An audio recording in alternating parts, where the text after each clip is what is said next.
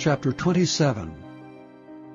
And thou shalt make an altar of shittim wood, 5 cubits long and 5 cubits broad. The altar shall be 4 square, and the height thereof shall be 3 cubits. And thou shalt make the horns of it upon the 4 corners thereof. His horns shall be of the same, and thou shalt overlay it with brass. And thou shalt make his pans to receive his ashes, and his shovels, and his basins, and his flesh hooks, and his fire pans. All the vessels thereof thou shalt make of brass.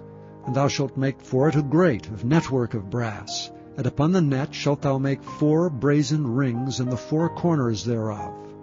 And thou shalt put it under the compass of the altar beneath, that the net may be even to the midst of the altar.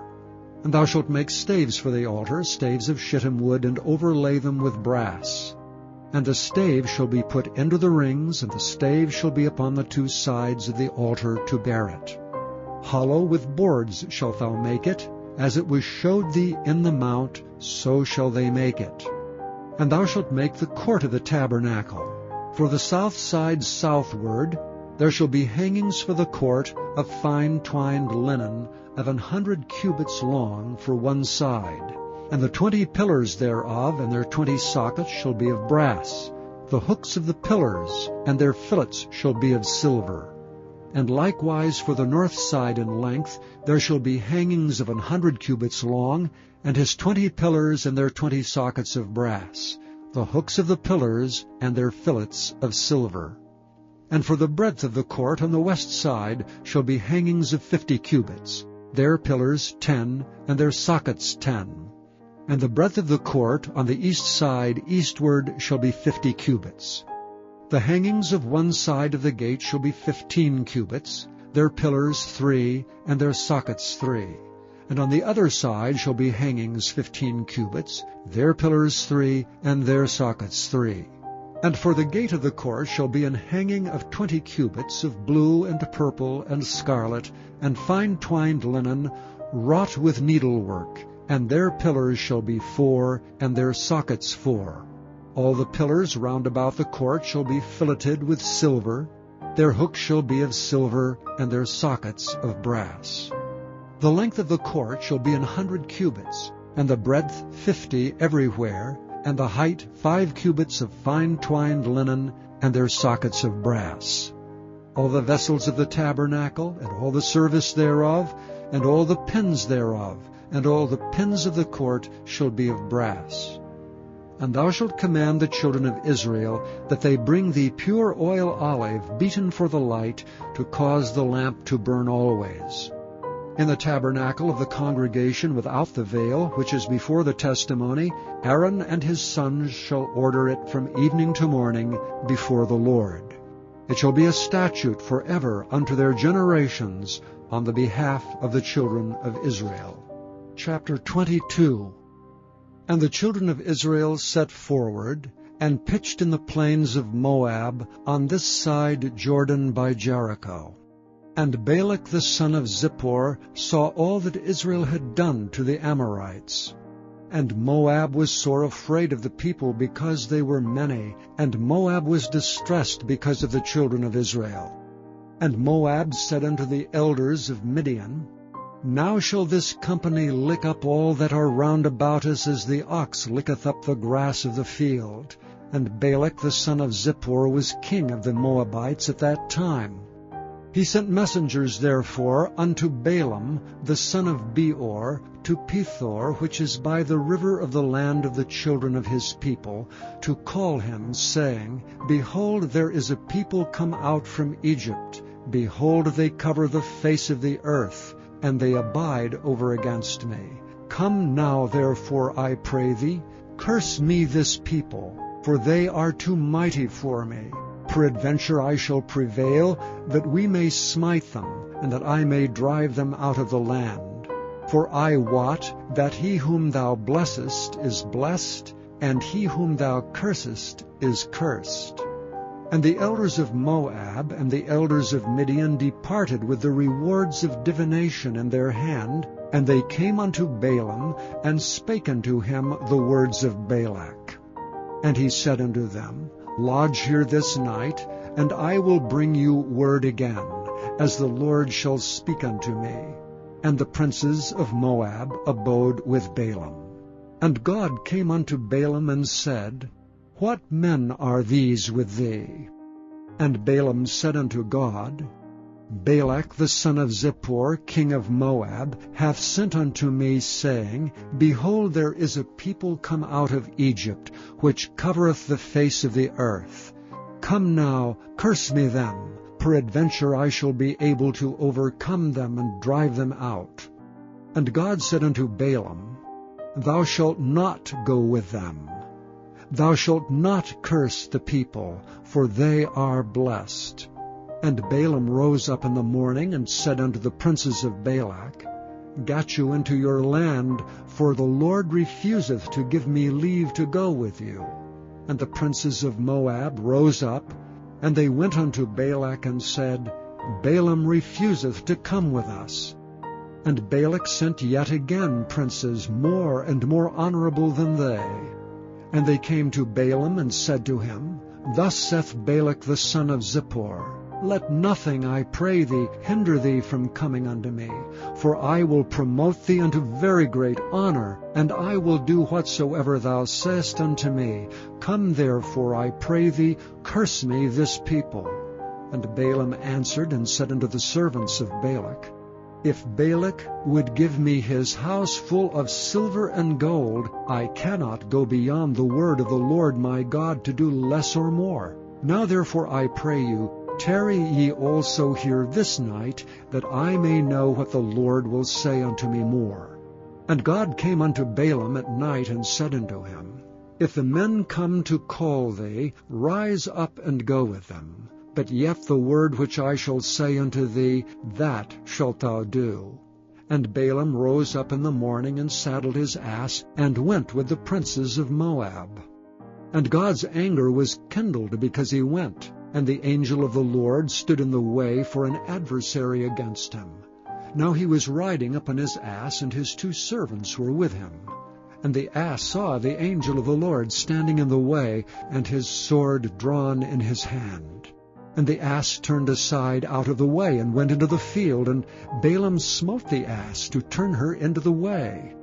But the angel of the Lord stood in a path of the vineyards, a wall being on this side and a wall on that side. And when the ass saw the angel of the Lord, she thrust herself into the wall, and crushed Balaam's foot against the wall, and he smote her again. And the angel of the Lord went further, and stood in a narrow place, where was no way to turn either to the right hand or to the left. And when the ass saw the angel of the Lord, she fell down under Balaam. And Balaam's anger was kindled, and he smote the ass with a staff. And the Lord opened the mouth of the ass, and she said unto Balaam, What have I done unto thee, that thou hast smitten me these 3 times? And Balaam said unto the ass, Because thou hast mocked me, I would there were a sword in mine hand, for now would I kill thee. And the ass said unto Balaam, Am not I thine ass, upon which thou hast ridden ever since I was thine unto this day? Was I ever wont to do so unto thee? And he said, Nay. Then the Lord opened the eyes of Balaam, and he saw the angel of the Lord standing in the way, and his sword drawn in his hand. And he bowed down his head, and fell flat on his face. And the angel of the Lord said unto him, Wherefore hast thou smitten thine ass these 3 times? Behold, I went out to withstand thee, because thy way is perverse before me. And the ass saw me, and turned from me these 3 times. Unless she had turned from me, surely now also I had slain thee, and saved her alive. And Balaam said unto the angel of the Lord, I sinned, for I knew not that thou stoodst in the way against me. Now therefore, if it displease thee, I will get me back again. And the angel of the Lord said unto Balaam, Go with the men, but only the word that I shall speak unto thee, that thou shalt speak. So Balaam went with the princes of Balak. And when Balak heard that Balaam was come, he went out to meet him unto a city of Moab, which is in the border of Arnon, which is in the utmost coast. And Balak said unto Balaam, Did I not earnestly send unto thee to call thee? Wherefore camest thou not unto me? Am I not able indeed to promote thee to honor? And Balaam said unto Balak, Lo, I am come unto thee. Have I now any power at all to say anything? The word that God putteth in my mouth, that shall I speak. And Balaam went with Balak, and they came unto Kirjath-Huzoth. And Balak offered oxen and sheep, and sent to Balaam and to the princes that were with him. And it came to pass on the morrow, Lord, them have I given thee. And whatsoever is first, that thence he might see the utmost part of the people. Chapter 9. And Elisha the prophet called one of the children of the prophets, and said unto him, Gird up thy loins, and take this box of oil in thine hand, and go to Ramoth-Gilead. And when thou comest thither, look out there Jehu the son of Jehoshaphat, the son of Nimshi, and go in and make him arise up from among his brethren, and carry him to an inner chamber. Then take the box of oil, and pour it on his head, and say, Thus saith the Lord, I have anointed thee king over Israel. Then open the door, and flee, and tarry not.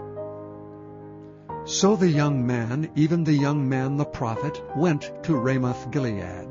And when he came, behold, the captains of the host were sitting, and he said, I have an errand to thee, O captain. And Jehu said, Unto which of all us? And he said, To thee, O captain. And he arose and went into the house, and he poured the oil on his head, and said unto him, Thus saith the Lord God of Israel, I have anointed thee king over the people of the Lord, even over Israel. And thou shalt smite the house of Ahab thy master, that I may avenge the blood of my servants the prophets, and the blood of all the servants of the Lord at the hand of Jezebel. For the whole house of Ahab shall perish, and I will cut off from Ahab him that pisseth against the wall, and him that is shut up and left in Israel. And I will make the house of Ahab like the house of Jeroboam the son of Nebat, and like the house of Baasha the son of Ahijah. And the dogs shall eat Jezebel in the portion of Jezreel, and there shall be none to bury her. And he opened the door and fled. Then Jehu came forth to the servants of his Lord, and one said unto him, Is all well? Wherefore came this mad fellow to thee? And he said unto them, Ye know the man and his communication. And they said, It is false. Tell us now. And he said, Thus and thus spake he to me, saying, Thus saith the Lord, I have anointed thee king over Israel. Then they hasted, and took every man his garment, and put it under him on the top of the stairs, and blew with trumpets, saying, Jehu is king. So Jehu the son of Jehoshaphat, the son of Nimshi, conspired against Joram. Now Joram had kept Ramoth-Gilead, he and all Israel, because of Hazael king of Syria. But King Joram was returned to be healed in Jezreel of the wounds which the Syrians had given him when he fought with Hazael king of Syria. And Jehu said, If it be your minds, then let none go forth nor escape out of the city to go to tell it in Jezreel. So Jehu rode in a chariot, and went to Jezreel, for Joram lay there. And Ahaziah king of Judah was come down to see Joram. And there stood a watchman on the tower in Jezreel, and he spied the company of Jehu as he came, and said, I see a company. And Joram said, Take an horseman, and send to meet them, and let him say, Is it peace? So there went one on horseback to meet him, and said, Thus saith the king, Is it peace? And Jehu said, What hast thou to do with peace? Turn thee behind me. And the watchman told, saying, The messenger came to them, but he cometh not again. Then he sent out a second on horseback, which came to them and said, Thus saith the king, Is it peace? And Jehu answered, What hast thou to do with peace? Turn thee behind me. And the watchman told, saying, He came even unto them, and cometh not again. And the driving is like the driving of Jehu, the son of Nimshi, for he driveth furiously. And Joram said, Make ready. And his chariot was made ready. And Joram the king of Israel and Ahaziah king of Judah went out each in his chariot, and they went out against Jehu, and met him in the portion of Naboth the Jezreelite. And it came to pass, when Joram saw Jehu, that he said, Is it peace, Jehu? And he answered, What peace, so long as the whoredoms of thy mother Jezebel and her witchcrafts are so many? And Joram turned his hands and fled, and said to Ahaziah, There is treachery, O Ahaziah. And Jehu drew a bow with his full strength, and smote Jehoram between his arms, and the arrow went out at his heart, and he sunk down in his chariot. Then said Jehu to Bidkar his captain, Take up and cast him in the portion of the field of Naboth the Jezreelite. For remember how that when I and thou rode together after Ahab his father, the Lord laid this burden upon him. Surely I have seen yesterday the blood of Naboth, and the blood of his sons, saith the Lord. And I will requite thee in this plat, saith the Lord. Now therefore take and cast him into the plat of ground, according to the word of the Lord. But when Ahaziah the king of Judah saw this, he fled by the way of the garden house. And Jehu followed after him and said, Smite him also in the chariot. And they did so at the going up to Gur, which is by Ibleam. And he fled to Megiddo and died there. And his servants carried him in a chariot to Jerusalem, and buried him in his sepulchre with his fathers in the city of David. And in the 11th year of Joram the son of Ahab began Ahaziah to reign over Judah. And when Jehu was come to Jezreel, Jezebel heard of it, and she painted her face and tied her head, and looked out at a window. And as Jehu entered in at the gate, he said, Had Zimri peace who slew his master? And he lifted up his face to the window and said, Who is on my side, who? And there looked out to him 2 or 3 eunuchs. And he said, Throw her down. So they threw her down, and some of her blood was sprinkled on the wall and on the horses, and he trode her under foot. And when he was come in, he did eat and drink, and said, Go see now this cursed woman, and bury her, for she is a king's daughter.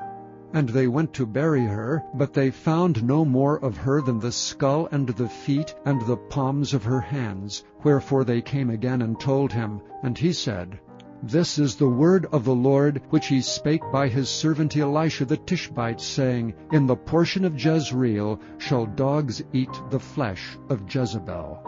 And the carcass of Jezebel shall be as dung upon the face of the field in the portion of Jezreel, so that they shall not say, This is Jezebel. Chapter 44. Yet now hear, O Jacob my servant, and Israel whom I have chosen. Thus saith the Lord that made thee and formed thee from the womb, which will help thee. Fear not, O Jacob my servant, and thou Jeshurun whom I have chosen. For I will pour water upon him that is thirsty, and floods upon the dry ground. I will pour my spirit upon thy seed, and my blessing upon thine offspring. And they shall spring up as among the grass, as willows by the watercourses. One shall say, I am the Lord's, and another shall call himself by the name of Jacob, and another shall subscribe with his hand unto the Lord, and surname himself by the name of Israel. Thus saith the Lord, the King of Israel, and his Redeemer, the Lord of hosts, I am the first, and I am the last, and beside me there is no God. And who as I shall call, and shall declare it, and set it in order for me, since I appointed the ancient people, and the things that are coming, and shall come, let them show unto them.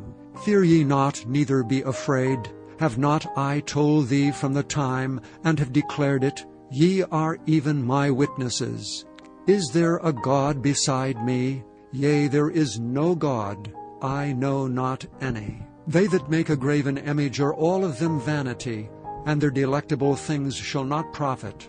And they are their own witnesses. They see not nor know, that they may be ashamed. Who hath formed a god, or molten a graven image that is profitable for nothing? Behold, all his fellows shall be ashamed. And the workmen that are of men, let them all be gathered together, let them stand up. Yea, they shall fear, and they shall be ashamed together. The smith with the tongs both worketh in the coal, and fashioneth it with hammers, and worketh it with the strength of his arms. Yea, he is hungry, and his strength faileth. He drinketh no water, and is faint. The carpenter stretcheth out his rule. He marketh it out with a line. He fitteth it with planes. And he marketh it out with a compass, and maketh it after the figure of a man, according to the beauty of a man, that it may remain in the house. He heweth him down cedars, and taketh cypress and the oak, which he strengtheneth for himself among the trees of the forest. He planteth an ash, and the rain doth nourish it.